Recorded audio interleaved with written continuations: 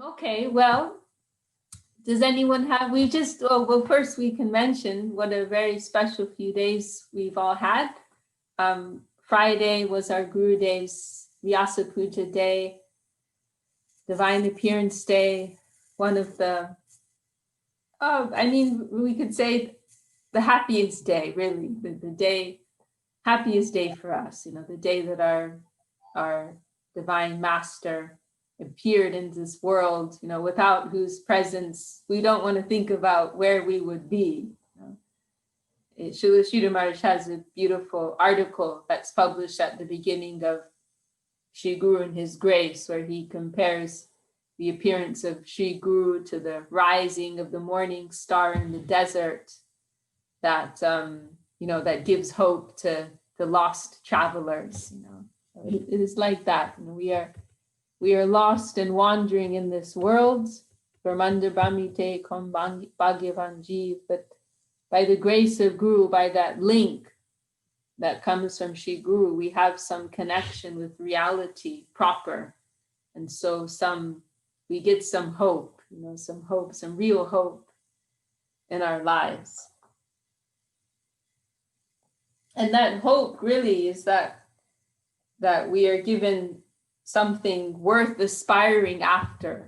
Actually, life is based on our aspiration. Life is based on what we are aspiring, wishing for, and hoping for.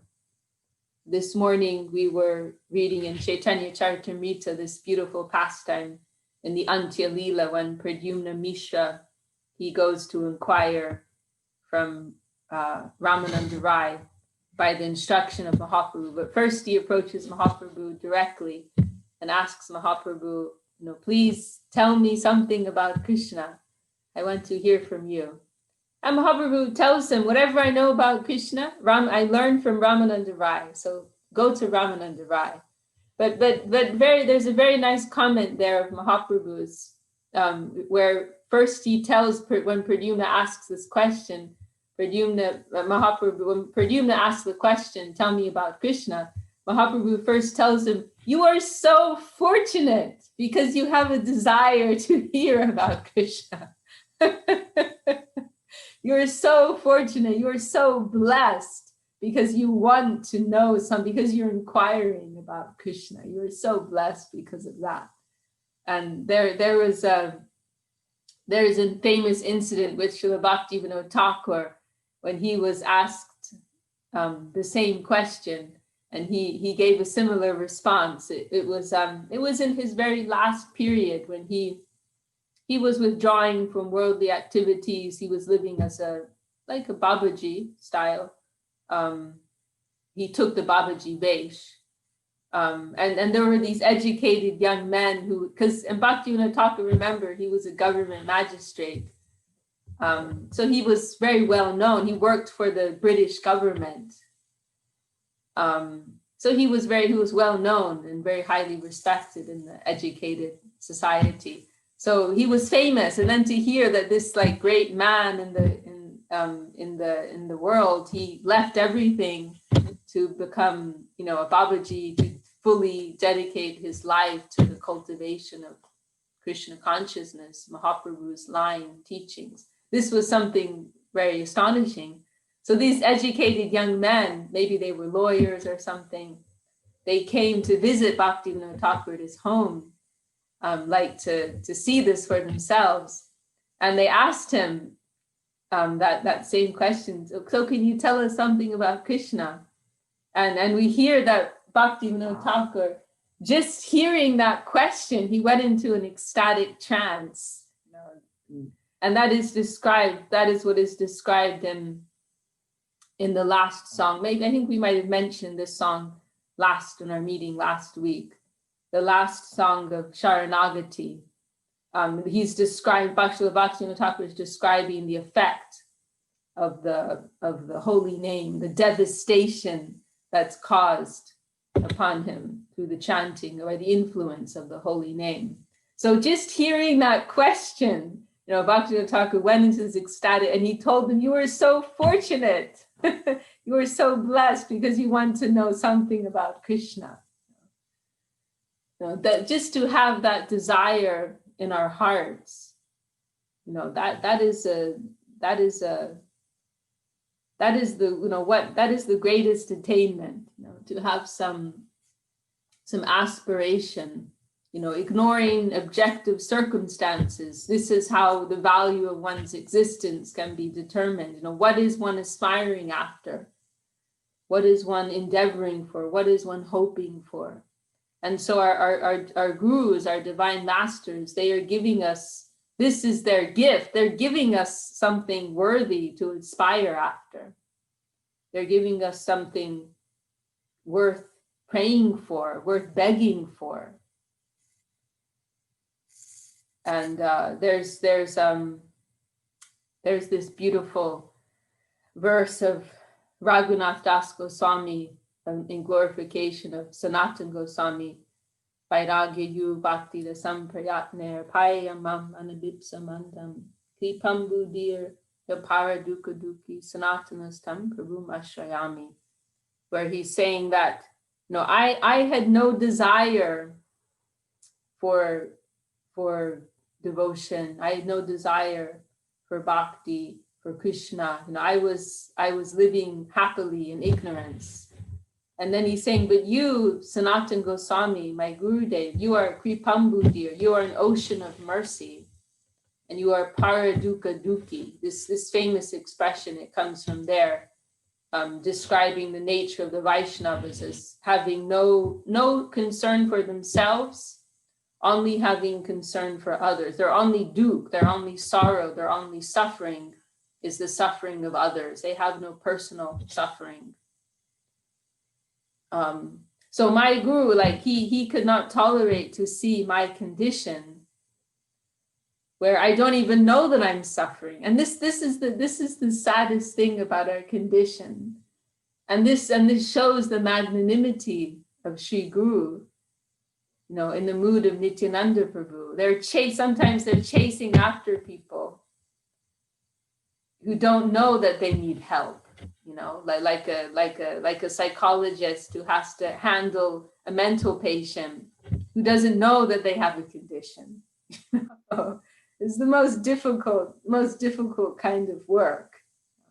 So the great souls, they're coming in this world with this kind of mission to help people who don't want to be helped, who don't know that they need help in the first place, and who are very happy in their state of ignorance. So in this prayer of Raghunath Das Goswami, he's saying, Sanatana Goswami is so merciful. He made me drink the nectar of devotion. He caused me. He made me drink. I had no desire to drink it. I was very happy, tasting other things, tasting lower, nasty things. But my guru could not tolerate to see my condition, so he made me. He forced me to take this. So this is the mercy of our gurus, and this is the root of everything, and this is the specialty of Krishna consciousness, because it is addressing the very root of all suffering, of all sorrow, and this is mentioned at the beginning of Srimad Bhagavatam. Taka Chai Unmulanam, that this, what is this gift of Srimad Bhagavatam, the teachings of Krishna, of the absolute truth, of devotion, of surrender that are being given here in Bhagavatam, they will take up all this suffering of this world from the very root. All other approaches, they're just like band-aids, or they're just removing things at a surface level. But this line of Bhagavad Bhakti, devotion to the Lord, this will take everything up from the very root. So this is something of what our Gurudev, he came into the world with. He gave us some hope. He gave us some aspiration. So what happier day in the year is there for us, other than that? And it is very, very appropriate that it is very fitting that this year it fell on New Year's Day. And at least in the years since I've been honoring this day, I don't remember it ever falling on that day of New Year's. So that is very special. And I was thinking about how Srila Gurudev, he would speak about making a yearly account, like accountants, they'll make their, they have their financial year, and at the end of the year, they'll make their checks and balances. And Gurudev used this Urdu word, saltamami, which means just that, to make some account of your pluses and minuses. And so Gurudev, a few times he spoke about that, how, for our devotional practice, our devotional life, we can make this kind of account. We cannot say how we are and where we are, but we can make some assessment, at least, of how much we are trying. We may not be able to see, we have a flower plant. We may not be able to understand exactly what process is happening in the development of the plant and what stage it is at. The flower is not blooming yet. We don't know exactly what stage of growth the plant is in, but we can say, did we water that plant today? Did we give that plant sunlight today? Did we give the plant fertilizer, air, etc., etc.? These, how much we are giving, how much energy we are giving to the process. That we can make some type of assessment. Srila Maharaj, I think he was quoting Srila Saraswati Thakur, one expression that he would say, water the root and the fruit will come of itself. We don't have to calculate and measure and overanalyze, where and how we are, but we can give our attention to the root, taking care of the root, and the fruit will come. Our Gurudev, he came and really his presence in this world, it was the starting point, really. And that's something when Gurudev was here, it wasn't something that I thought about. We were just very happy to have Gurudev's divine presence with us, and we didn't, at least for myself, I didn't think about the future. And I was living in a kind of bubble that this was just going to continue forever. There's no way Gurudev could ever leave. It's not even something you would consider. And then, of course, Gurudev leaving was absolutely devastating, and it felt like the end of the world. But as time goes by, I realized more and more that Gurudev's presence in this world was just like the seed being planted. That was just like the beginning, actually. And now we have the duty to take up what he gave us, to take care of what he gave us. Because actually separation, it's a necessary part of our spiritual development. And, true maturity can develop only in separation. So it is a necessary part of our spiritual growth. There's a section in Golden Volcano where Srila Maharaj talks about that in relation to Mahaprabhu, and how he's speaking about Mahaprabhu leaving Navadvip to take sannyas and the separation felt by the devotees, and he mentioned this. It is, what is the purpose of that? To leave his beloved devotees, to cause this pain of separation. Is it something auxiliary? Is it something, not truly necessary? And then he went on to explain, that the pain of separation that enters the heart much more deeply. And anyhow, there are many points surrounding that. Maybe we can talk more about that another day. But anyway, we had a nice gathering here on Friday, and I'm sure all of you, you've also had celebrations at your respective locations. And if you weren't, some of you weren't able to join a group, no doubt you were celebrating in your heart. We had a very sweet gathering here, and we were mostly discussing Gurudev's nature as a Paramahamsa, his something which Gurudev, I'm just like, I'm just like talking. But I feel like this is, not only I feel like, but Srila Maharaj himself pointed this out as one of Gurudev's outstanding qualities. There was one expression of Srila Maharaj, he is a natural Paramahamsa. And, to be a Paramahamsa, that is a quality that we see in all of the great Vaishnavas. By Paramahamsa, we mean one who is able to extract the essence out of every situation, to connect everything with Krishna consciousness. That is a quality that all the great Vaishnavas have. But with Gurudev, I feel it is something that was especially prominent. And then that is partly because of the time in which he appeared. As we were mentioning, there's order in everything. And so we see Srila Swami Maharaj Prabhupada, he came at a particular time.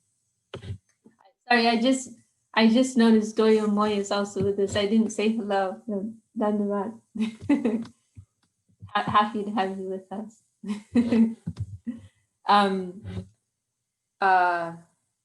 So the Swami Maharaj Prabhupada, he came at a particular time, and according to the context in which he began his preaching movement, he presented Krishna consciousness in a particular way, and he emphasized particular things, particular points, particular aspects of practice and the teachings. Then Srila Maharaj came, he gave another lesson, in the following on from Srila Swami Maharaj Prabhupada, Srila Maharaj took things to another level. And then Srila Gurudev came, and he also gave something else. He gave something more. So there's lesson 1, lesson 2, lesson 3, and we can see the joint combination of these 3 great acharyas, how they all had some, special gift to give at the time in which they appeared. And one of the most striking things about Gurudev is the degree to which he showed the essence of Vaishnavism. In the way that he dealt in a very close way, close, intimate, personal way with his followers, And it's something, we take for granted, actually. Especially persons like myself who didn't have the association of Srila Swami Maharaj or Srila Maharaj or other great acharyas in our line. But really, it is something unprecedented, that the way that Gurudev interacted, with us, eating at the same table with so many Westerners and joking with them, like becoming a part of the family for many devotees. That was Gurudev's approach, giving personal advice for the devotees. It is really something unprecedented. And how he always emphasized essential principles, like one example which we give a lot is which one should we mention? Well, just the one that's coming to my mind right now is on one occasion when somebody offered Gurudev some biscuit, like a store-bought biscuit, in a wrapper, and Gurudev was opening the wrapper, and then somebody there in the group, they knew that this had some impure ingredient. And so he went running over to Gurudev and whispered to Gurudev, "Oh, Gurudev, you know, this cookie, it has such and such ingredient in it." And Gurudev looked at him and said, "No, Prabhu, I am accepting the affection of the devotees." That was Gurudev's comment, and he ate that. And if we think of the nature, I mean, I don't know, maybe I shouldn't talk like that, but I'll just say that it's unprecedented. What other Gaudiya Acharya would respond in that way? Only looking, only dealing with the heart exchange. Not considering the material purity of what was being offered, but just looking at the affection of the devotee. And again, this is, Gurudev is interacting in this way on the foundation that was already set by Srila Swami Maharaj Prabhupada, by Srila Sridhar Maharaj. So this is the importance of developing our understanding in stages, lesson 1, lesson 2, as we said. So it's like, on the platform that was established by the predecessor Acharya, Srila Gurudev was giving the essence, was giving something very sweet, always giving the essence of Krishna consciousness. Like by contrast, I read of, one time I was going through some memoir that was written by a disciple of Srila Swami Maharaj Prabhupada, and he was describing one incident when Srila Swami Maharaj was waiting for it. He had to wait for a taxi. They were waiting for a taxi to arrive, and I guess it was coming a little late, so they had to wait for some period on the side of the road.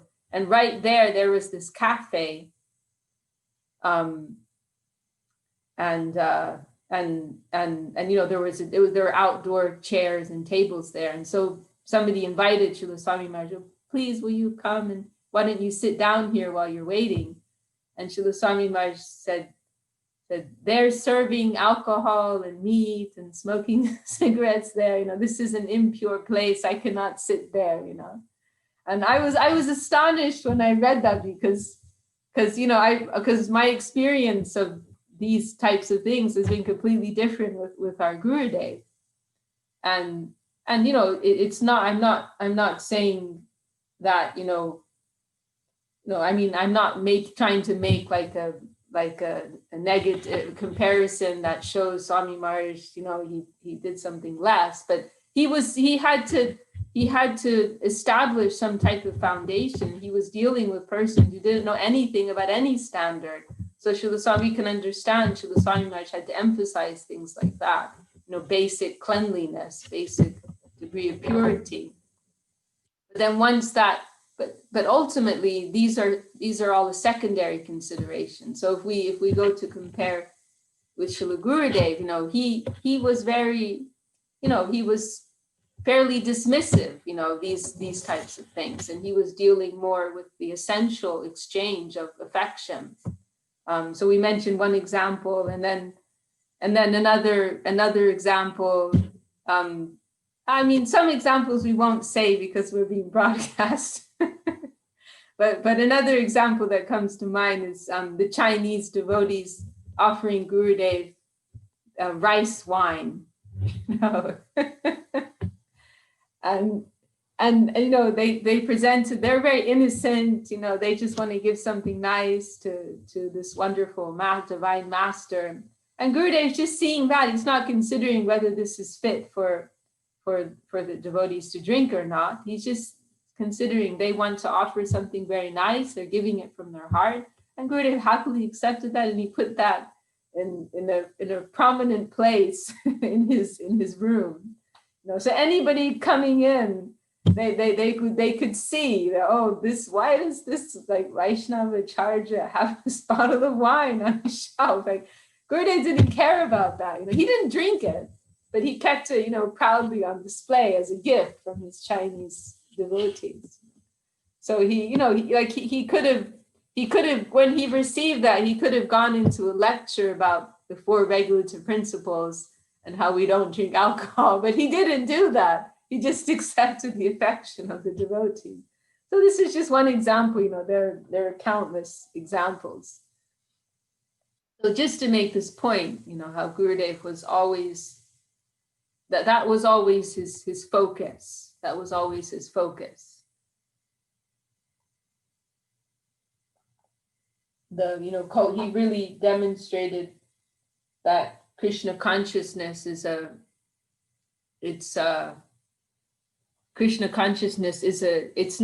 not following a particular set of practices or following a particular lifestyle or culture, but Krishna consciousness, it's an inner cultivation. It's a cultivation of heart, of consciousness. And that's something that Gurudev, demonstrated in a very, very clear, very unprecedented way. His mood was always, I'm just, speaking, I'm just talking, I'm just mouthing off, you can say. But Gurudev, like I always think of Gurudev as being a beautiful expression of the aprakrita mood, The aprakrita mood is the Vrindavan mood, where the highest, it is the aprakrita plane is described as the highest plane of knowledge. It is where the highest beings, they are posing as very simple and very ordinary beings. It is beyond the Vaikuntha plane. Vaikuntha is pervaded by grandeur, by opulence, by reverence, by majesty. But the aprakrita plane above that is of a superior quality, but it is posing in a very simple way. The focus is on charm, simplicity, and love, rather than power or knowledge or anything like that, grandeur. And Gurudev, that was how he conquered hearts. Gurudev was a brilliant scholar, but when we think of him, we don't think of him like that. That's just not that's not the first thing that comes to mind. Because sweetness always had the upper hand, charm always had the upper hand. And that was, what's the word I'm looking for? Anyway, you can understand what I'm saying. But, so he conquered hearts not through a display of scholarship, or not even through the Siddhanta necessarily, but by capturing people's hearts, by charming them. And this is the Vrindavan style.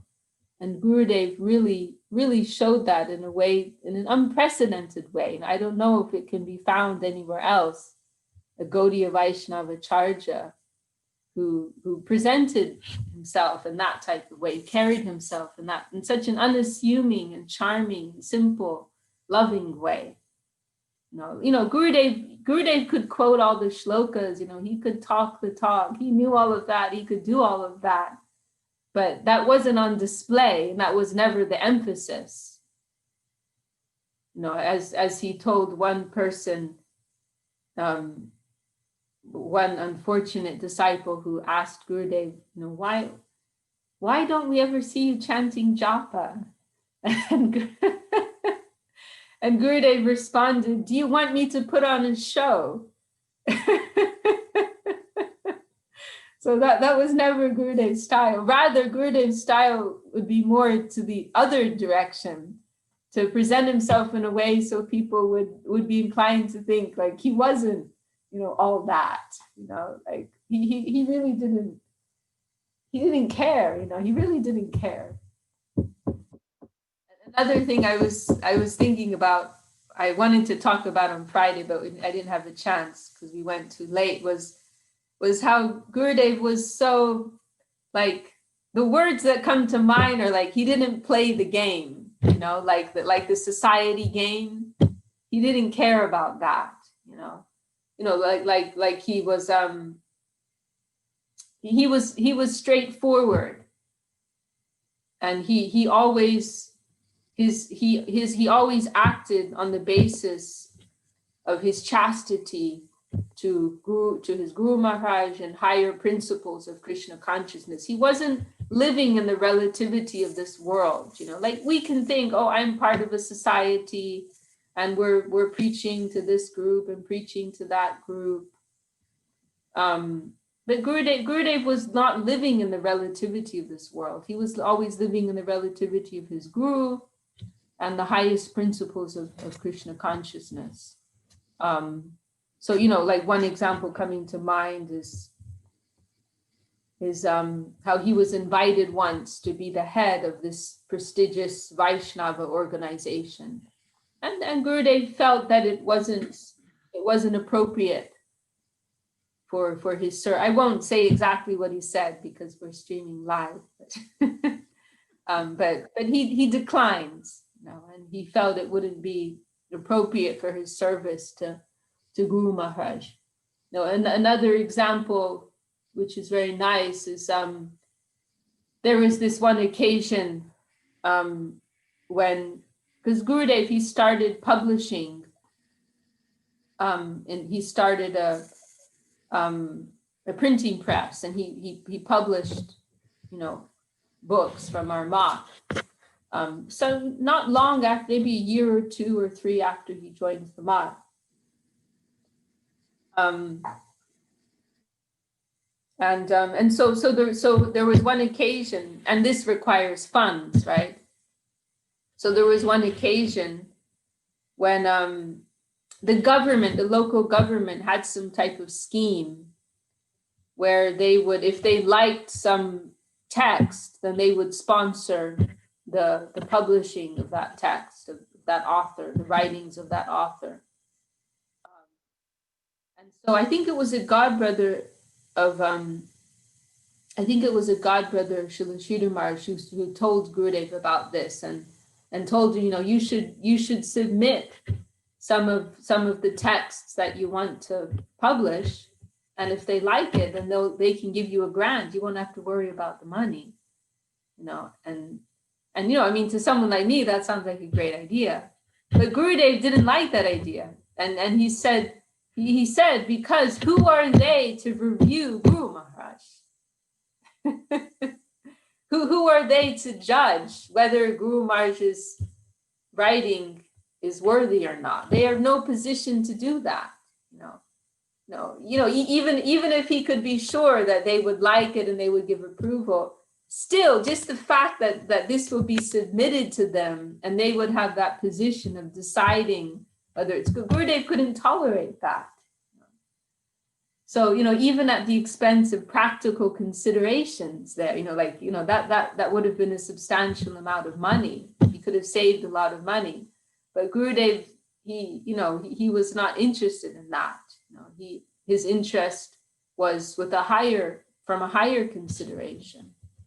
And there's a chapter in Affectionate Guidance where Gurudev talks about it, and he's very clear and very strong, and he says, still I have not done that. I will never do that. And they are not in any position to review Guru Maharaj, to give any kind of certificate to Guru Maharaj.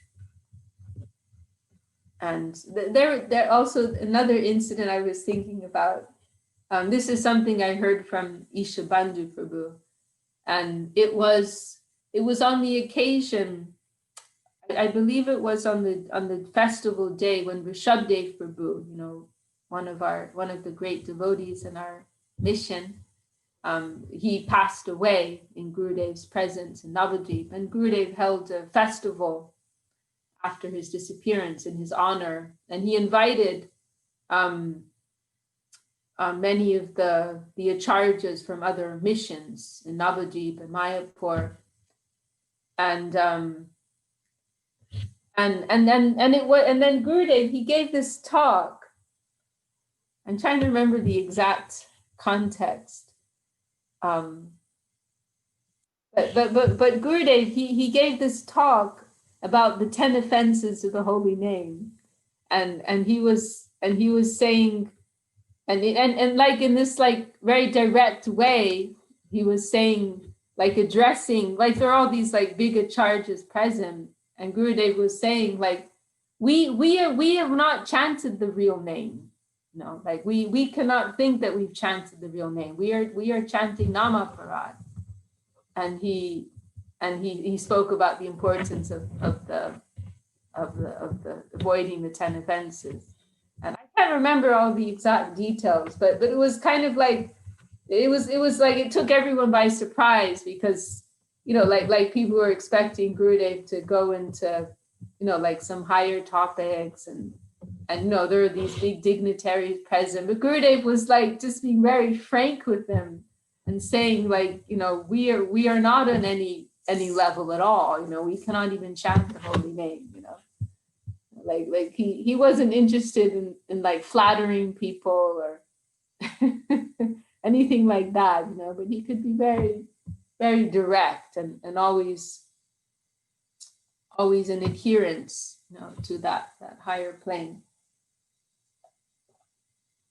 Gurudev had such a heaviness about him, this weightiness, gravity about him. He was never moved by local considerations. He was always living in consideration of the absolute truth. And this is the nature of the true guru, of the Sadguru.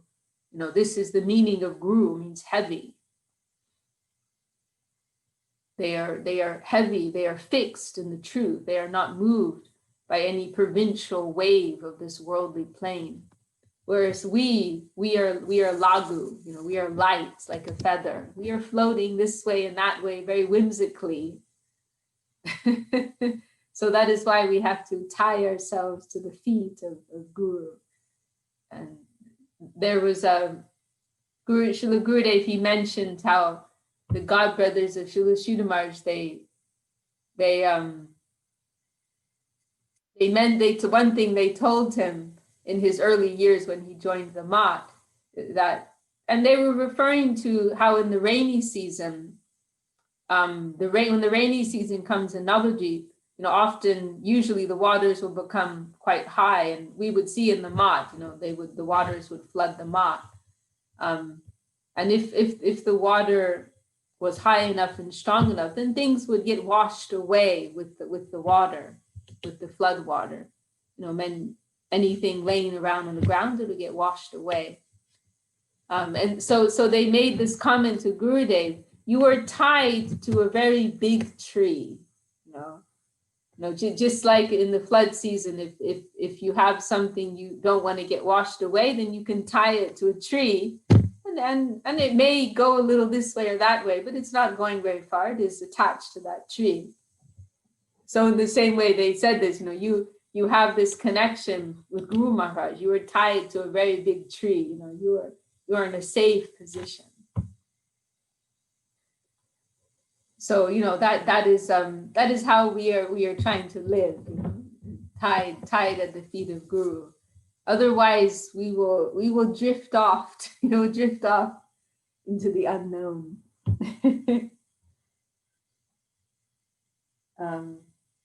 And so we had Gurudev's Divine Appearance Day, and then yesterday was the disappearance day of our great grandfather Guru, Srila Bhakti Siddhanta Saraswati Thakur. And he is the great revolutionary who has established the practice of Krishna consciousness in the modern age. He's everything for us. Gurudev commented that in terms of how we will practice and apply Krishna consciousness here and now in this age, we don't look past Saraswati Thakur, because there we can find many differences.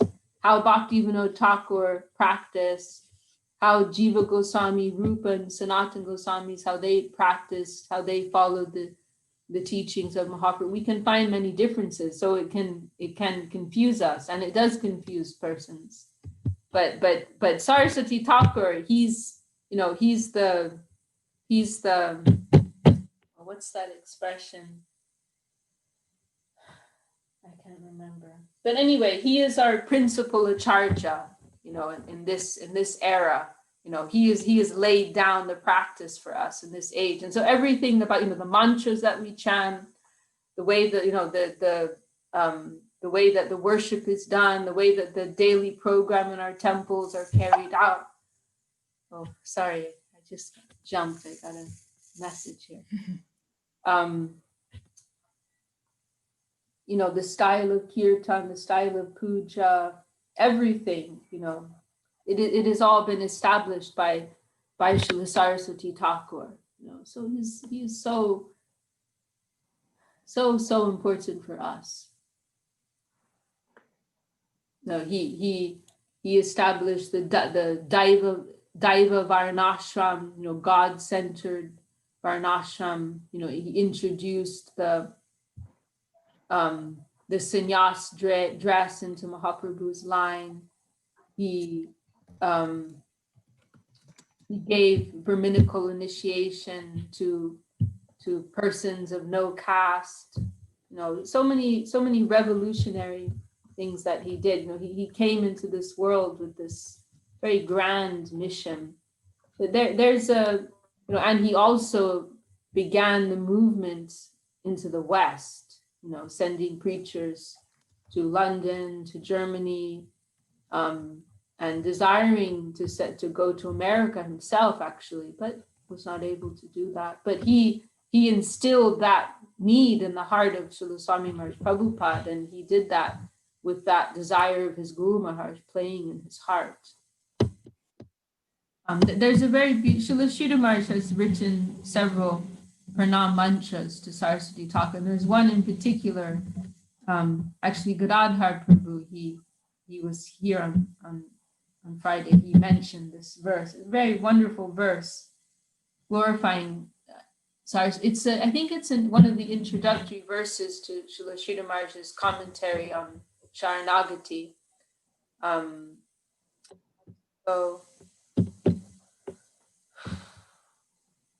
It's gone out of my head right now. It's gone out of my head. I'll try and find it. Probably Chinmoy Prabhu can remember. But the expression is saying how Srila Saraswati Thakur, let me see if I can find it, how Saraswati Thakur, he took the souls of this world who were drowning, and there's this wonderful expression, drowning in the ocean of their own whimsical desires. The souls of this world, they're drowning in the ocean of their own whimsical desires. Oh, why this website isn't working? The Gaudiya Darshan website is not working. So the souls of this world, they're drowning in the ocean of their own whimsical desires. And Saraswati Thakur has come into this world. And what has he done? He has taken the souls, lifted them up, and placed them at the feet of Mahaprabhu, at the lotus feet of Mahaprabhu. And then, having done so, he began to instruct them in the glories of Sharanagati. Let me see, I have it open here now, Sharanagati. I'll find the verse in the beginning. Here it is, Svairacharya. This is such a wonderful expression. Svairacharabdi means the ocean of one's whimsical desires. It's like we're drowning in that ocean. Svairacharabdi samagnan jivangorangi pankaje ujritya sharanapater mahatmam samabodayat. And this is an explanation of this verse given by Srila Sridhar Maharaj. All the conditioned souls are samagnam. They're diving or struggling in the ocean of svairachar, or pleasure-seeking, anyabilash, immoral or whimsical activities. Gaurangri pankaja ujritya. Taking them out of that ocean, you put them in the lotus. You took them to the lotus feet of Gauranga. You collected them from the wide, troubled ocean and gave them to the lotus feet of Gauranga. Udritya Sharanapatir Mahatmyam Samabodhyan. And so, having placed them there, you began to instruct them about the great nobility and high value of Sharanagati, exclusive surrender, Samabodhayat. You tried to understand and realize the efficacy of Sharanagati proper. You, my Gurudev, Srila Bhakti Siddhanta Saraswati Thakur Prabhupada did so. So I bow down unto you first. And Saraswati Thakur, of course, he came into this world at a time of great necessity. You know, we know Srila Bhaktivinoda Thakur, he started the cleansing of Mahaprabhu's Sampradaya. You know, things had become very degraded. You know, as we hear, there was one Vaishnava who identified 13 different groups who were all presenting themselves, calling themselves followers of Mahaprabhu, but were all deviating in their own particular way. 13 different groups, you know, who were deviating from the true line of Mahaprabhu in different ways. So it was very covered over, the real dignity, purity of Mahaprabhu's conception. It was covered over, and the respectable society, they lost they had no respect for the Vaishnavas. There was also some idea that the Vaishnavas, because Mahaprabhu, right, Mahaprabhu embraced everyone. Mahaprabhu didn't have any prejudice for anyone based on their birth or social status. He did not, he did not accept the Varnashram stratification. So this of course has its beautiful side, but then there was also this idea that the people, yeah, we get it, the people who are like the bums of society, the people who can't get a job, they all go and join Mahaprabhu's group, because nobody else would take them in. So Mahaprabhu's people, they take them in. And Srila Maharaj mentioned that his own father, he had some idea like that. He hated Mahaprabhu's followers. So things had become very degraded. There was a real lack of pure practices. There was no strict guidelines, and there were many random contaminated ways in which Mahaprabhu's teachings of divine love were being practiced and spread. So things were in a very bad state. And Bhaktivinoda Thakur came and he began, as an example, there was everyone knows the glories of the holy name, but the idea that the name is not a material vibration and that you have to live your life in such a way and cultivate your consciousness in such a way in order to be able to attract the true mercy of the name and the true presence of the name, that was not something understood. So as Gurudev mentioned, people would hold big hashish smoking parties, chanting the holy name and thinking they're engaging in some divine activity, but it doesn't work like that. So Gurudev, he gave a very nice comparison to the Gandicha Marjan Leela, Mahaprabhu, before Lord Jagannath is brought to the Gandicha temple, then first Mahaprabhu carries out this grand cleansing of the Gandicha temple, which is representative of the need to purify our hearts. If we want to invite the Lord into our hearts, first we have to make it a suitable place. If you're inviting a respectable guest to your home, you have to clean the place first, make some preparations. It is just common sense. So Gurudev compared Saraswati Thakur's movement and mission to this cleansing of the Gandicha temple. And he said he started the cleansing process. And he established in a very revolutionary way, in such a way that he invited many enemies, in such a way that many persons could not understand at all, because he did things and, just as we mentioned some examples already, another is going into Vrindavan in a motor car, nowadays we don't really appreciate the significance of this, but this is at a time when even the fact that Saraswati Thakur used a horse and cart in preaching, that was something shocking, that there was one disciple who expressed his sadness. He said, there was a disciple who was a disciple of Saraswati Thakur, and he expressed at one time, I'm very unfortunate because I can't understand my Guru Maharaj. Rupa and Sanatana Goswami, they lived under trees. They walked barefoot everywhere, just wearing loincloth, living on buttermilk. That was the idea of what a sadhu is. So he said, I'm very unfortunate because I can't understand my Guru. I see how the Goswamis of Vrindavan lived, and I don't understand how my Guru Maharaj is preaching in this grand and extravagant way, So, very, very revolutionary. Srila Sridhar Maharaj compared him to Napoleon in his preaching strategy, crush the strongholds first, and then everything else will topple. But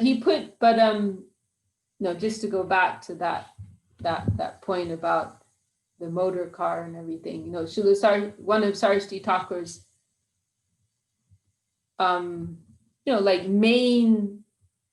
main preaching conceptions,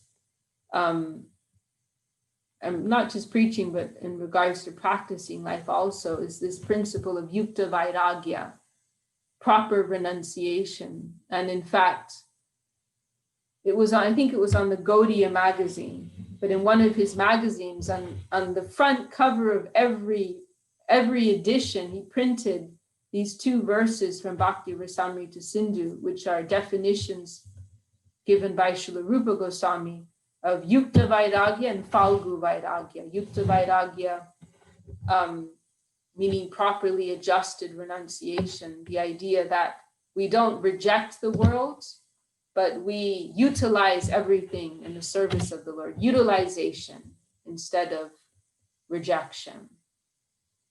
This is true renunciation. Anasatpasya vishayan yatarham upayunjata nirbandha Krishna sambandhe yukta vairagyam uchate. This is the definition given by Rupa Goswami of yukta vairagya. Internally, we maintain detachment from the world, and at the same time, we see everything in connection with Krishna. So in connection with the positive interest of Krishna. So free from the filter of our own separate interest, and seeing in connection with Krishna's interest. This is real renunciation. Whereas artificial renunciation is blindly rejecting everything in the interest of one's own spiritual development. I want to avoid everything of this world so I don't get caught up with the things of this world. I want to be liberated from this world. So this was a very important point in the mission of Srila Saraswati Thakur. And he, in our mat in Navadvip, I don't want to go on too long. I'll just maybe wrap things up at this point. But in our mat in Navadvip, as many of you know, at the what used to be the main entrance, but became like the side entrance, but where the deities are, those gates used to be the main entrance. And so you've seen that diorama, which is showing the Govardhan Leela and the Sankirtan party underneath. And then Gurudev also had inscribed there this shloka, Matala Harijana Kirtana Range Pujala Ragapad Gaurva Bange, which is saying that we are doing puja, we are offering our worship and reverence to the Ragapat, the plane of spontaneous devotion, while we ourselves, we are following rules and regulations. We're following the Vedic guidelines, and we are focusing on, Matala Harijana Kirtan. We are engaged in Kirtan. We are putting our focus on Kirtan. So this verse Gurudev had inscribed, and it's an adjusted verse of what was originally Saraswati Thakur's, because the original verse of Saraswati Thakur is very radical and very dangerous because it's easy to misunderstand. So that the original verse of Saraswati Thakur is expressing this principle of Yukta Vairagya in one part. Matala Sarujana Vishaya Range Pujala Ragapatra Gaurva. So this first line is adjusted, and Gurudev put that the Matala Harijana Kirtana, that this word Matala means like madly, in a mad way. We are engaging in Kirtan. But the original verse of Saraswati Thakur actually says Vishaya Range. Vishaya means the material sense objects of this world. And normally this word is used in a negative sense, in the pejorative, like someone who is very involved with the material world, they're described as a Vishayi. And it's used in a negative sense, like they're a very materialistic person. But here Saraswati Thakur is saying it with a positive connotation, that the sadhus, they're madly using all this paraphernalia in the service of that higher plane. That was his idea. And he actually wrote this verse especially upon the opening of the Bagh Bazar Gaudiya Math in Calcutta. And there was this very grand procession when the deities were carried from their rented house to this new permanent temple. And it was a very grand, Lavanya Didi, she somehow came across I think it was a newspaper report from the time. She shared it on Facebook a little while ago. And it was like a very grand event that took over the city. And so many persons came, so many persons were participating, so many persons were standing by and watching. It was a very grand event. And so Saraswati Thakur, because they were opening this new temple, and Saraswati Thakur is employing we heard of that occasion when somebody asked him, what do you think about modern technology? And Saraswati Thakur said, only the devotees of, rather than giving what may have been the expected response, oh, we don't use all of that, because there's this stereotyped idea that the sadhus, they hide away in caves and they meditate, But that wasn't Saraswati Thakur's approach at all, and not the principle of Yukta Vairagya. So Saraswati Thakur said only the devotees of Krishna should use modern technology. Nobody else should use it. So they're opening this new temple, and Saraswati Thakur is leading this preaching movement, which has become this grand mission all over India. And he's employing everything. He's using motor cars. He's using the printing press. He called the printing press the Brihat Mridanga, because the Mridanga is sending some vibration in the atmosphere, calling attention to Mahaprabhu's teachings and Kirtan movement. But the printing press is doing that in a more efficient way. So he calls it the Brihat, the Great Mridanga. And nowadays we have the internet and everything else, which is like the Brihat Mridanga. So they're opening this new temple, which would be like the flagship temple of the Gaudiya Math. They're employing on a grand scale all of the technology of the time.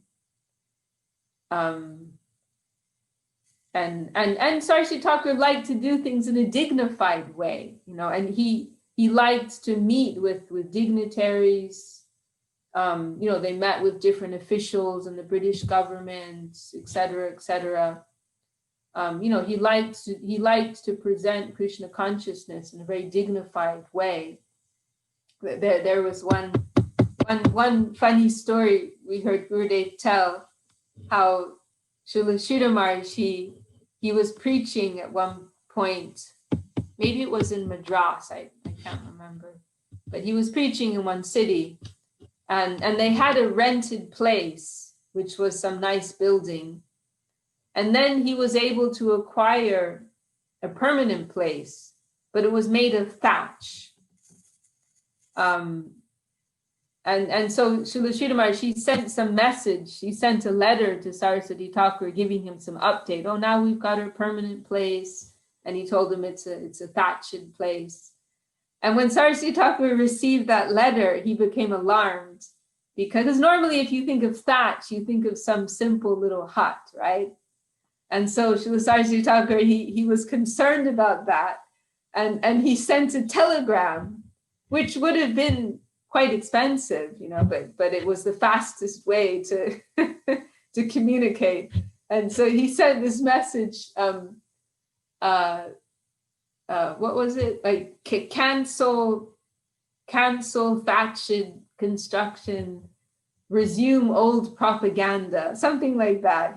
But he told him, like, get rid of that place, go back to the old place, because he was worried about the center not being presentable enough, not being dignified, respectable enough, so he sent this like emergency message, please, go back to the old place.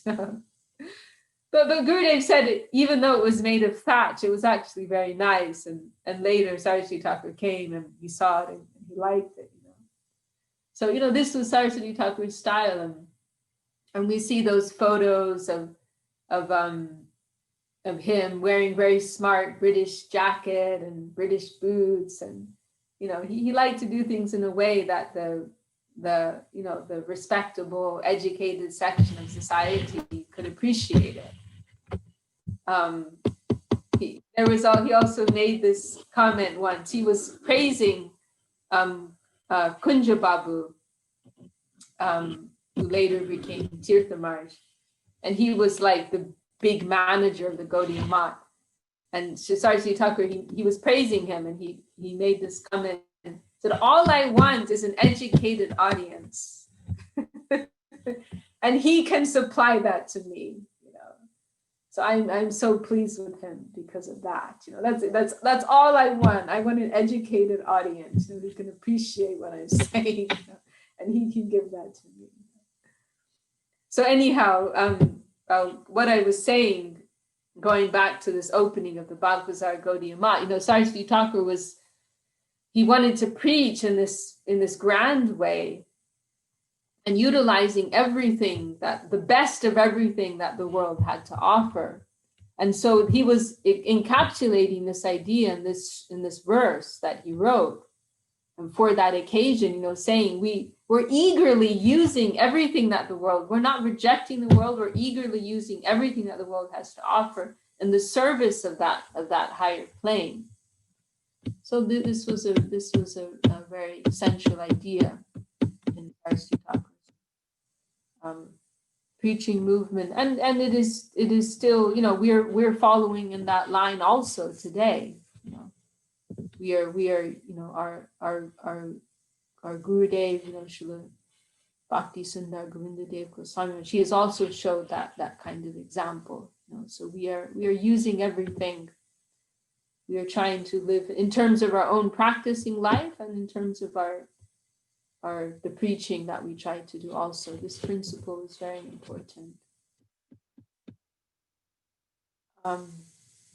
Taking in terms of our own maintenance, taking just what is necessary and using everything as needed in the service of Krishna. This is real Krishna consciousness. So very, very, very happy to remember something of the glories of our divine guardians, and they have not left us, they are still with us. Srila Maharaj, another of his pranam mantras to Saraswati Thakur, concludes with this wonderful expression, Vilasatu Hridi Nityam Bhakti Siddhanta Vani. which is a play on words. Bhakti Siddhanta is part of the name of Saraswati Thakur, and it also means the conclusions of devotion. So Bhakti Siddhanta Vani, Vilasatu Hridi Nityam, may that play forever within your heart. This is the prayer and benediction of Srila Sridhar Maharaj. May those divine teachings of Srila Bhakti Siddhanta play.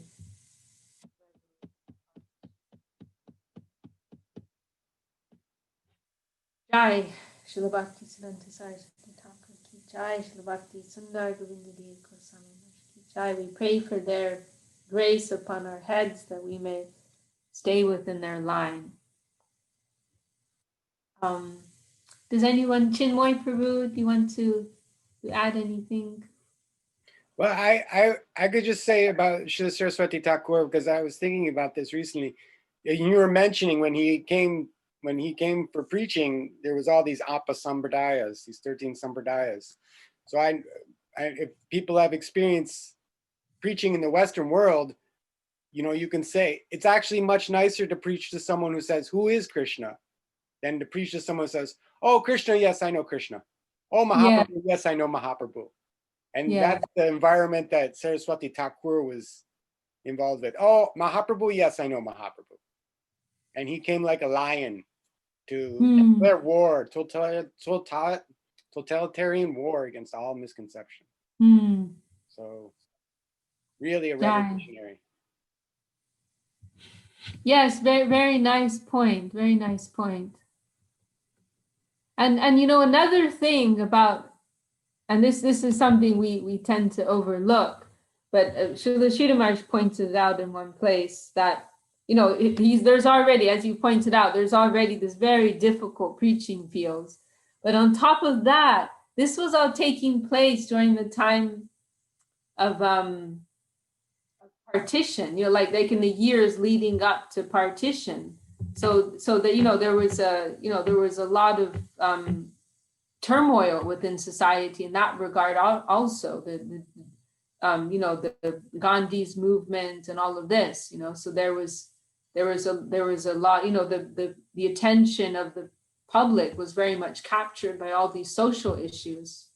And so in one place, Srila Sridhar Maharaj mentions this, that it was a challenge to convince people this is more important, than that, And even Swami Maharaj Prabhupada himself, right? He said, he first spoke to Saraswati Thakur like that, like, this is all very nice, but let's first become a free country, a free nation. Then we can think about all these other spiritual things. But first we got to take care of this, So that was another thing. It was if you think about it, it's a very difficult time to preach. And it is amazing how successful they were. Anyone else want to add anything? We have also Rukmini Devi has joined us from Florida, Dandavat Pranams, and Ramananda Prabhu's with us, also joined us from San Jose.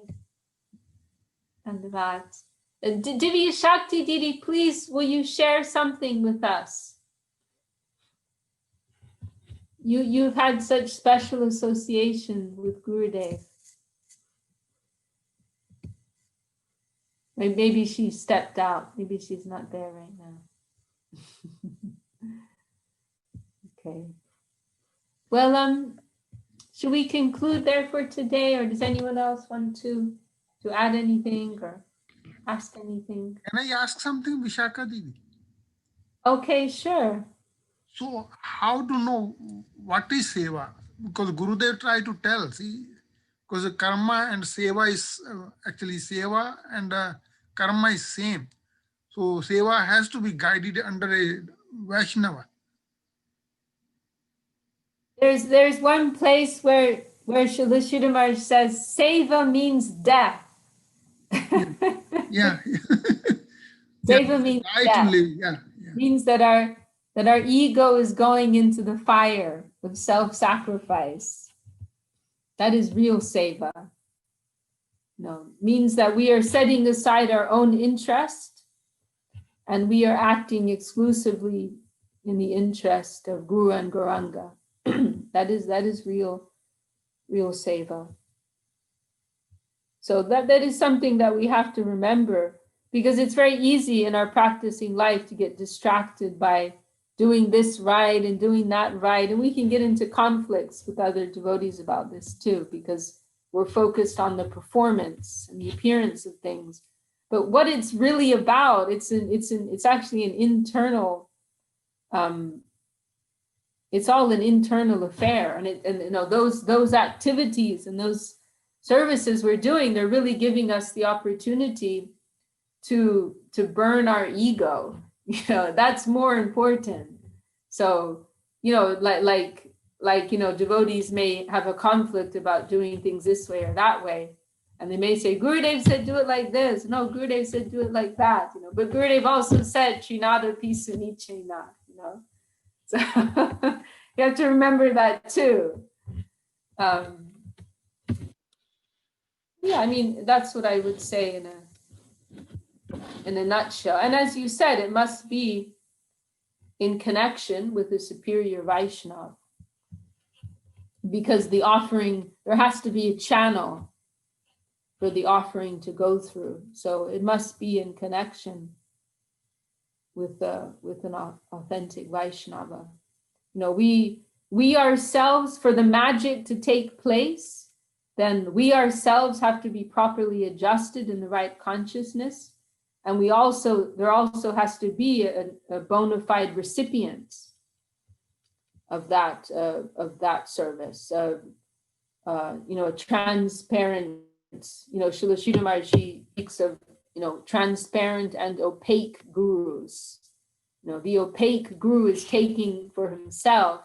The transparent guru is just is acting as a via medium who's offering everything up, not keeping anything for himself. So we also have to connect. We have to be fully adjusted. We also have to connect with the proper agents through whom we can offer our service.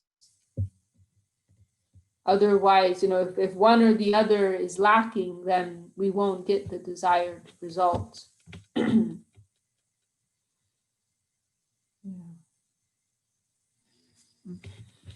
Thank you. See, after Gurudev left, I feel like, I don't know, I'm in desert. Can't connect with anybody because so many ego things. Gurudev tried to tell here, harmonize. Gurudev was able to harmonize things. He said there is mountain of ego in the West. So he tried to tell different ways. So I've been hanging there. I remember we had one lecture, Gurudev said, we've been devotee for 40, 50, 60 years. But we haven't developed those three qualities. So I feel I'm nowhere. Gurudev, he liked that expression, charity begins at home. Yeah. So we have to shine that spotlight on ourselves first and foremost.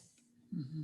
And if, it may not be our service to make everybody else perfect. If that service comes to us, then we can try to help everybody to become more perfect. But in the meantime, we can give that energy to ourselves. And I can also say that, from what I've understood and from my experience, sometimes the best we can do is maintain. We may not always find the proper service channel. But in those situations, we can try to maintain what we have, cultivate what we have. There's one talk, there's one place, some disciples from ISKCON, they're asking Srila Sridhar Maharaj questions, and they mentioned someone who was a famous tennis player, and he used to chant japa. He had a murti of Srila Swami Maharaj Prabhupada in his home. He would worship, but he never took initiation. And then Swami Maharaj left the world, and he was devastated, and he realized he'd missed his chance, and he didn't feel like he could take initiation from any of the Prasarjas,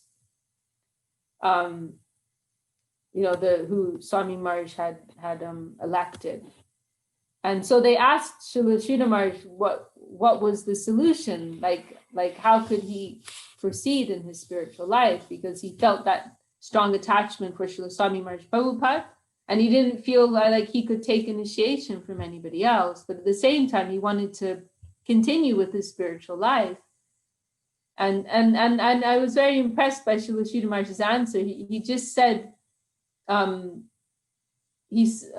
I can't remember his exact words, but the gist of it was that he didn't have to do anything, that he could continue as he was. And he said, in the future, the compensation will come. In the future, the opportunity will come.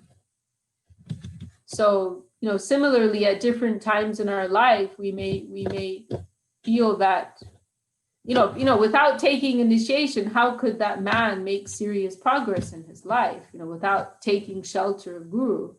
So Srila Maharaj is indicating in a future life, he can pick up that thread again.